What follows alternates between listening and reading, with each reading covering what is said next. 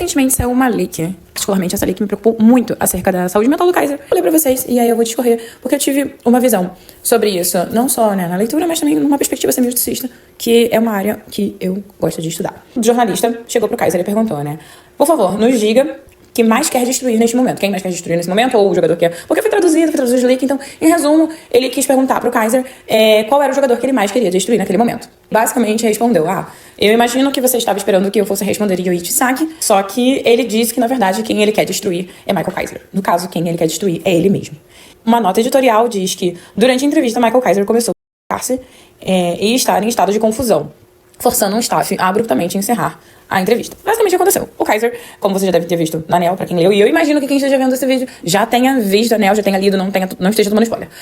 Mas em resumo, o Kaiser tem esse hábito. Eu vou discorrer com vocês do quanto este hábito está atrelado ao Isagi, que inclusive recentemente foi comprovado pelo Kaneshiro, o quanto isso é preocupante e o quanto eu tô preocupado com a narrativa do Kaiser a partir de agora, enfim. Não somente esse trecho, mas num geral da obra, a gente sabe que o Kaiser sofreu por muitas coisas da infância.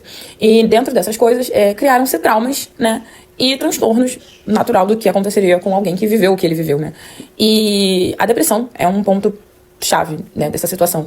Ele cresceu sem amor materno, sem amor paterno, ele cresceu num ambiente de agressão, num ambiente de abusos psicológicos. Então, assim, pelo pouco que a gente sabe, já é o suficiente pra saber que ele viveu nesse cenário. O Isagi, ele entende esses gatilhos. Ele enxerga, ele não sabe por quê. E lembrando, mais uma vez, não, o Isagi não é o causador dos traumas e de tudo que o Kaiser sofre, mas o Isagi é um gatilho. Inclusive, ele reconhece isso, eu não tenho. Eu vou colocar aqui no vídeo e deixar pra vocês verem. Mas em um certo momento da Nel, o Isagi, ele reconhece que ele proporciona esses gatilhos no Kaiser. Então ele usa isso a favor dele. Não só isso, nos momentos onde o Kaiser, eles estão diretamente atrelados ao Isagi. Então, em resumo, toda vez que pelo menos que a gente vê, né, no mangá, a maioria das vezes em que o Kaiser devido ao Isagi.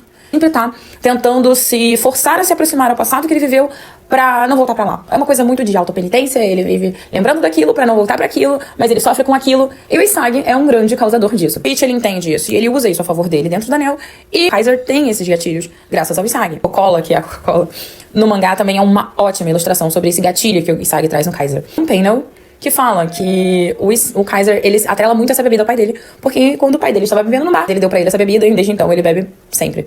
E então, automaticamente, isso é uma coisa atrelada ao pai dele.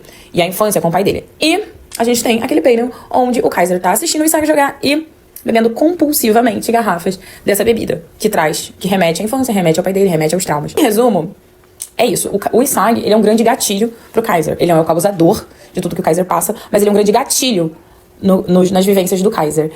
Só que agora a gente tem um ponto muito importante dessa entrevista que aconteceu, que o Kaiser, resumidamente, ele declara que quer reconstruir, ele entende que tudo é um grande ciclo de destruição e reconstrução, e que ele tá no momento de reconstrução agora. Na perspectiva semiocista, ele teve uma sanção e ele viu que ele não estava com as competências necessárias para passar por aquilo que ele precisava. Então ele precisa dar um passinho para trás e readquirir essas competências. Quando a gente teve o cenário do Kaiser na Nel, ele teve um adjuvante que foi o Ness, quem ajudou ele a alcançar o que ele precisava. E basicamente, nesse momento, quando ele declara isso, ele declara que ele quer fazer todo esse caminho de novo, mas ele não quer o Ness ao lado dele. Ele quer fazer isso sozinho. Tudo bem. Perfeito? A gente tem esse cenário, que é o melhor cenário possível. Só que um outro cenário é o seguinte. O Kaiser, ele se encontra nesse momento, agora, onde ele está no mangá, ele tá em disjunção com o objeto de desejo dele, que é ser o melhor do mundo, que ser algo mais e tudo mais. Ele enxerga que isso não pertence mais a ele.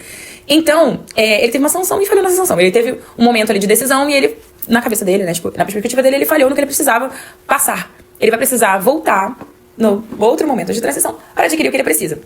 O problema é, dentro disso, ele precisaria fazer todo esse caminho de novo e melhorar para poder voltar, né, a estar em conjunção com o que ele quer. Só que a gente leu um cenário muito parecido com o Snuffy e o melhor amigo dele, o Mickey.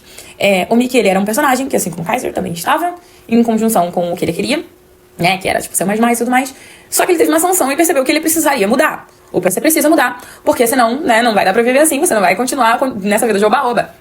E aí ele teve esse momento que é um momento muito parecido com o do Kaiser agora, que ele precisa parar, reestruturar o que ele vai fazer e melhorar. Só que no caso dele, ele precisa de uma transição, né? Uma virada ali de chave, uma transição. Só que no caso do Mickey, a transição não foi o esperado. E isso me preocupa. Porque numa perspectiva simicista, tudo bem, o Kaiser não quer um adjuvante, ele quer fazer a trajetória dele sozinho e tudo mais, a adição de competências, ele quer fazer tudo isso sozinho, e até aí tudo bem. O problema é que na perspectiva psicológica da coisa, isso é um grandíssimo alerta vermelho pra uma piora de depressão, onde ele requer o afastamento de todo mundo. Então, assim, Kaneshiro, pelo amor de Deus, por favor, esperamos que o Kaiser tenha uma trajetória de novo, de adição de competências, de que ele consiga melhorar, de que, tudo bem, se ele não quer nessa agora, que ele consiga isso sozinho, de que ele é capaz, e que ele não escolha a transição dessa disjunção dele pro lado pior possível. E aproveitando para salientar, esse é um grande porquê que eu não gosto de Kai-Sage. Eu não gosto do Kaiser e do Sage como chip, porque eu gosto muito do Kaiser. O Kaiser, ele é um dos meus personagens favoritos. E desde sempre, até mesmo antes dessas declarações explícitas do Kaneshiro, é muito fácil de enxergar que o Isagi ele é um grande gatilho pro Kaiser. O Isagi ele faz mal ao Kaiser. Ele faz efetivamente mal e ele mesmo reconhece isso. Não gosto desse chip, eu não sou a favor. E eu tenho os meus porquês, e esse é um dos meus porquês. Então, basicamente é isso. O Isagi é um gatilho pro Kaiser. Apesar de não ser o causador dos traumas do Kaiser, ele é um gatilho pro Kaiser. Ele admite que é um gatilho pro Kaiser e ele usa isso a favor dele. Então, assim, como estando do Kaiser, eu seria simplesmente incapaz de chipar os dois. E, por favor, Kaneshiro, pense com carinho a respeito da situação do Kaiser. E é isso.